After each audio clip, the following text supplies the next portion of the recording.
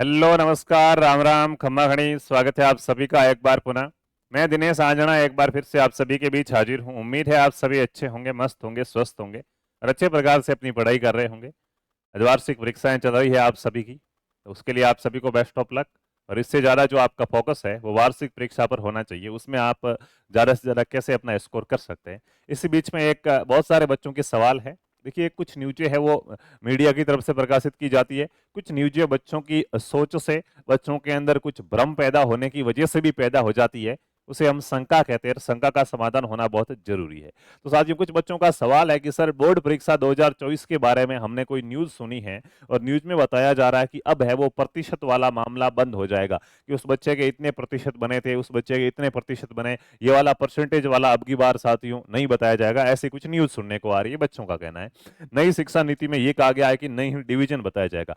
First division से कौन पास है, सेकंड डिवीजन से कौन पास है, ये नहीं बताया जाएगा। तो एक प्रकार से देखें तो सच्चाई क्या है उसकी बात करेंगे। उससे पहले अगर ऐसा हो भी सके तो क्यों होना चाहिए उसकी बात करते हैं।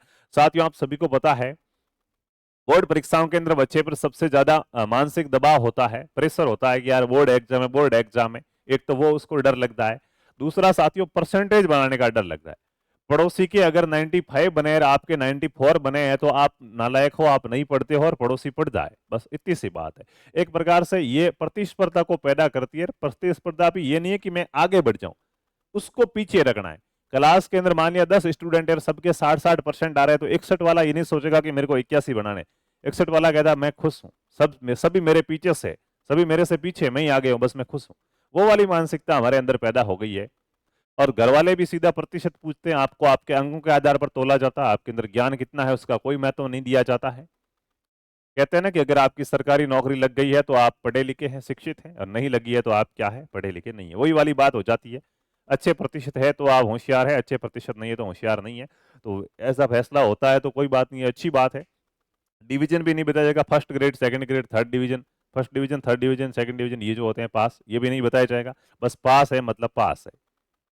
95% वाला परसेंट बताए नहीं जाएंगे, सीधा पास लिखा जाएगा। ठीक है, तो ये किसके लिए सर, ये बोर्ड परीक्षा में ऐसा हो रहा है क्या? बिल्कुल साथियों, एकदम सही न्यूज है, बोर्ड परीक्षा में ऐसा हो रहा है। लेकिन कौन सा बोर्ड है? आप राजस्थान के बच्चे हैं, उनके लिए ये न्यूज नहीं है।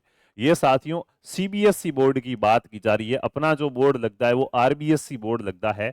आरबीएसई, या जिसे आप कहेंगे board of secondary education Rajasthan. ठीक है, बीएसईआर या आरबीएसई। तो इसके अंदर साथियों ऐसा किसी भी प्रकार का प्रावधान नहीं किया गया है। ये सीबीएसई वालों की नई पहल की गई है। शिक्षा विभाग, पेपर के होड़ पर लगेगा अंकुश, तनाव अनहोनी की घटनाएं होगी कम, पेपर के अनुसार ये अनुमान लगाना होगा कि कितने अंक आए। सीबीएसई का बदलाव है, परीक्षा परिणाम में श्रेणी दर्शाएंगे, न विशेष योग्यता।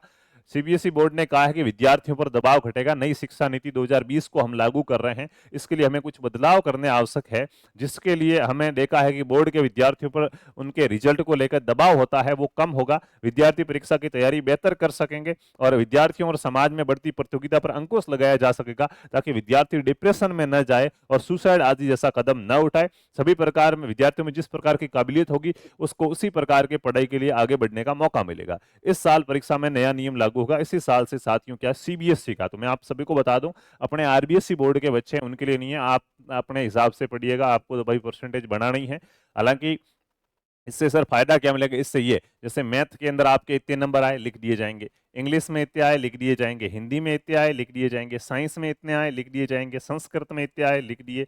और सोशल साइंस में इतने आए, लिख दिए, बस और कुछ नहीं। और फिर ऑल ओवर जोड़ के बता दिए जाएंगे कि ये बच्चा क्या हो गया, पास हो गया। बस अपन क्या करते हैं गाँव में, आप सभी को पता होगा, अच्छे परसेंट बने, साइंस ले लो, है, भले विज्ञान में 70 नंबर ही आए और बाकी वालों में 90 आए, लेकिन परसेंट बढ़िया, बच्चा साइंस लेगा। तो वो वाली फालतू की चीजें वो खत्म हो सके, इसलिए क्या लेना है क्या नहीं लेना, वो बस अंक देखो, मैथ में कितने, इसमें कितने, उसके हिसाब से देखो कि आपको आगे कौन सा विषय लेना है। प्रतिशत नहीं बताए जाएंगे, क्योंकि अपने गांव में रिवाज है, क्या है, ज्यादा परसेंट बने, अच्छे परसेंट बन गए तो बच्चा होशियार है, साइंस दिला दो, जबकि उसकी रुचि साइंस में है या नहीं है, कोई फर्क नहीं पड़ता।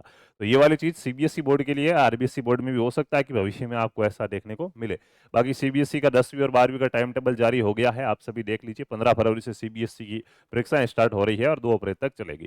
तो फिलहाल ये न्यूज है, आरबीएसई बोर्ड वाले बच्चे इससे किंतु भी परेशान होने की आवश्यकता नहीं है, उसके लिए ऐसा कुछ भी बदलाव नहीं हुआ है। वो अपनी पढ़ाई को जारी रखिए। फिलहाल अपनी अर्धवार्षिक परीक्षा में अच्छा से अच्छा प्रदर्शन करें। जैसे अर्धवार्षिक परीक्षाएं आपकी पूर्ण होगी, हमारे द्वारा भी क्लासेज लगाई जाएगी। और आपको बोर्ड परीक्षा पर डेडिकेटेड होकर अच्छे प्रकार से तैयारी कराई जाएगी। इसके लिए आप हमारे चैनल को सब्सक्राइब कीजिए और टेलीग्राम पे हमारा चैनल है तैयारी कर लो स्कूल, उसको फॉलो जरूर कीजिएगा, वहां पे भी आपको अपडेट्स मिलते रहेंगे। धन्यवाद।